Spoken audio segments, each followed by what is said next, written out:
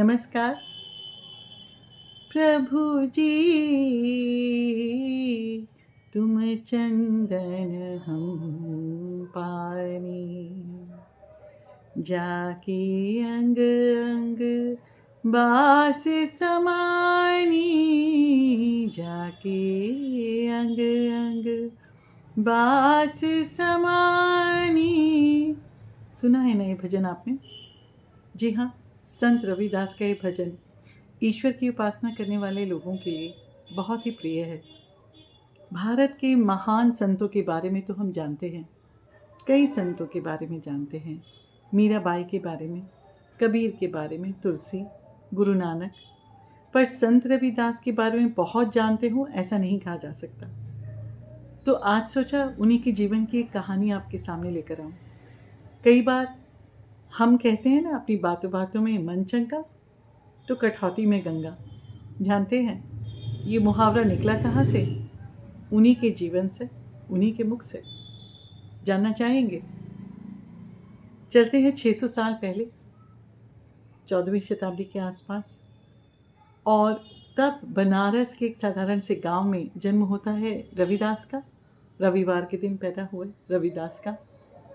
मन में विद्या के लिए बहुत ललक, लेकिन आप सोच सकते हैं उस समय का बनारस, उस समय की काशी नगरी, गंगा की नगरी, और जातिवाद अपनी परम सीमा पर। ब्राह्मण ब्राह्मण, क्षत्रिय क्षत्रिय, वैश्य वैश्य, पर शूद्र वो जाति जिसके हाथ का छुआ कोई खाए ना, जिसे कुएं पे पानी पीने की इजाज़त ना हो, जिसे गंगा स्नान की इजाज़त ना हो, और जिसे कहीं भी कुछ भी ऐसा करने की इजाज़त ना हो कि कोई भी ब्राह्मण या क्षत्रिय अपने आप को किसी भी तरह के संपर्क में ला पाए। मगर जूते जूते कैसे पहने? बनाने वाले कौन होते थे? चमार, चर्मकार, चमड़े का काम करने वाले। और ऐसे ही एक परिवार में रविदास का जन्म हुआ था। विद्या के लिए कितनी कितनी ललायत रहते थे, फिर भी गांव वालों ने उन्हें ज़्यादा पढ़ने नहीं दिया। मगर उनके गुरु शारदानंद उनको फिर भी कुछ ना कुछ सिखाते ही रहे। पर कहानी यहाँ नहीं है, कहानी ये है। एक बार जब ये बड़े हो चुके थे, बहुत अच्छा चमड़े का काम भी करते थे, हाथ में काम होता और मुंह में राम। 4 ब्राह्मण युवक उधर से निकले और उन्होंने कहा कि भाई हमारे जूते में कुछ नुक्स आ गया है, इसको ठीक कर दो। क्योंकि वो काम तो कोई ब्राह्मण नहीं कर सकता ना, करेगा तो चर्मकार ही। और रविदास ने खुशी खुशी वो ले करके अपनी भजन बंदगी में मस्त रहते हुए उस जूते को ठीक कर दिया। जिस समय ठीक करके उन्हें वापस दिया तो वो ब्राह्मण बोलता है, क्यों रे, क्या लेगा? रविदास ने कहा, जो इच्छा हो दे दो। ब्राह्मण ने निकाली एक दमड़ी। दमड़ी क्या होती है? आज का 1 रुपया। इसका मतलब उस समय का रुपया जो होता था उसमें 4 आना, 8 आना, 16 आने का 1 रुपया होता था। आने से भी छोटी थी एक दमड़ी। तो ये दमड़ी जो जब देने लगे तो ब्राह्मण युवक के साथी ने कहा, अरे क्या करते हो तुम, क्या उसके हाथ में दोगे? वहाँ रख दो ना पत्थर पर, वो ले लेगा, उठा लेगा, वहाँ से उठा लो भाई। रविदास ने कहा ठीक है। और जब वो पत्थर पर रख दी उन्होंने दमड़ी, तो कौतूहलवश, बड़ी जिज्ञासावश उसने पूछा, आप किधर को जा रहे हैं? ब्राह्मण ने कहा, तुझसे क्या लेना देना? नहीं नहीं, ऐसे ही पूछा।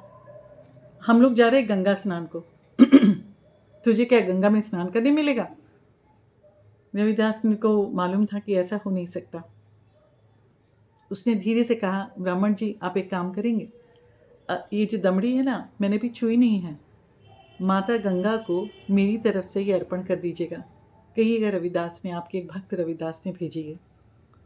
तो क्योंकि उन्होंने वो दमड़ी को छुआ नहीं था और ब्राह्मण को उतनी आपत्ति नहीं थी, उन्होंने वो दमड़ी उठा ली। ठीक है ठीक है, कह रहे हैं तो हम दे देंगे, डाल देंगे वहाँ पर। रास्ते में चारों जो युवक थे आपस में हंसी मजाक करने लगे।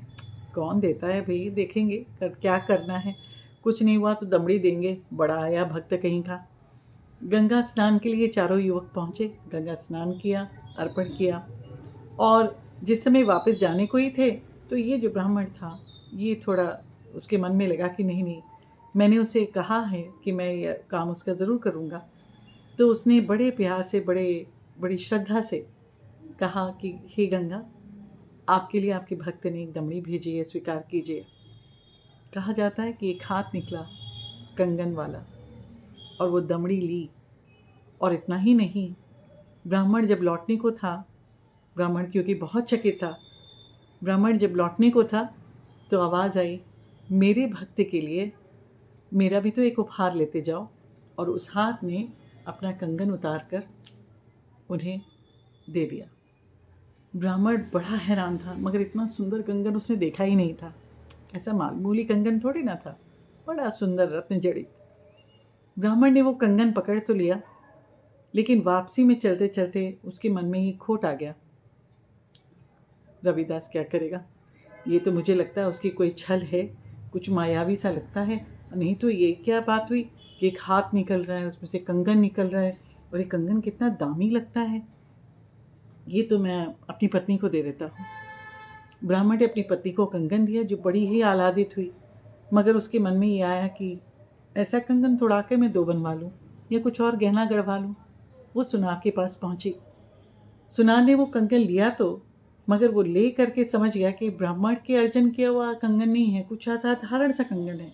बहाने से वो कंगन उसने रख लिया और अगले दिन पहुंचा राजा के दरबार में, बनारस के राजा के दरबार में। महारानी के लिए उसने वो कंगन राजा को अर्पित किया। राजा ने वो कंगन अपनी रानी को दिया। रानी तो वो कंगन देखते ही मोहित हो गई, बहुत ही प्रसन्न, बहुत ही खुश। ऐसा अद्भुत गढ़न, ऐसी अद्भुत जड़ाऊ कंगन उन्होंने कभी देखे ही नहीं थे। तो उन्होंने राजा से कहा, देखिए जी, जो भी ये लेके आया है, मुझे तो एक कंगन और चाहिए, दोनों हाथों में पहनूंगी। राजा ने आप दिखाना ताव बुला भेजा उसी सुनार को कि भाई ऐसा है, तुमने जो एक कंगन बनाया, ऐसा दूसरा कंगन भी बना के दो, रानी जी को बहुत पसंद आया है। सुनार को काटो तो खून नहीं। वो कंगन, वैसा कंगन तो बना ही नहीं सकता था। वो भागा भागा पहुंचा ब्राह्मण के पास। क्यों भाई, तुमने ये कंगन कहाँ से, जो ये सुंदर सा कंगन है, कहाँ से लिया है? उसका दूसरा कंगन भी दो, जो मुँह मांगा दाम चाहिए होगा हम दे देंगे, मगर वो राजा को चाहिए क्योंकि रानी जी को बहुत पसंद आया। ब्राह्मण कहाँ से दूसरा कंगन लाता? अब उसने अपनी पत्नी से कहा, ये तुमने क्या किया? मगर अब तो राजा की बात पूरी करनी ही थी। ब्राह्मण बड़ा मन मार के पहुंचा रविदास के पास और बोला, देखो रविदास, तुम्हारे कहने पर मैंने जो तुमने कहा था मैंने किया, लेकिन मुझसे मन में खोट आ गया और मैंने कंगन जो गंगा माँ ने तुम्हारे लिए दिया था, ऐसे ऐसे मैंने उसको आगे पहुंचाया और वो कहाँ पहुंच गया। अब बताओ मैं दूसरा कंगन कहाँ से लाऊं? तो तुम कुछ करो इसके लिए। रविदास तो आंखों से आंसू आ गए कि गंगा ने उनकी भेंट स्वीकार की, उन्हें कंगन दिया वापस में। काम वो कर रहे थे और काम करते करते चमड़ा साफ कर रहे थे।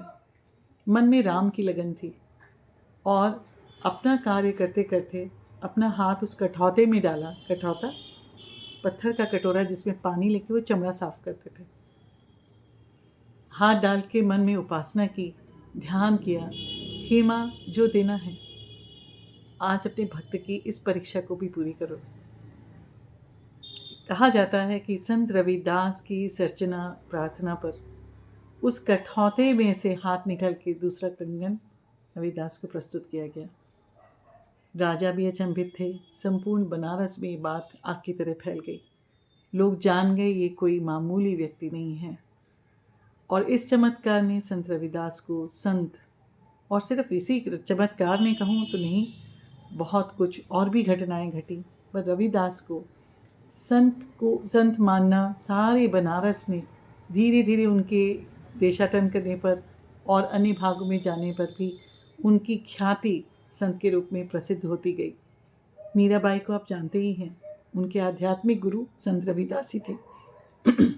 और संत रविदास के ये जो भजन था, प्रभु जी हम तुम चंदन हम पानी, समाज की बुराइयों को घोलने के लिए उन्होंने इतना प्रयास किया, सिर्फ ये बताने के लिए कि अगर ईश्वर हमें प्यार करता है और हम ईश्वर से प्यार करते हैं, जाति रंग भेद कुछ भी आड़े नहीं आता।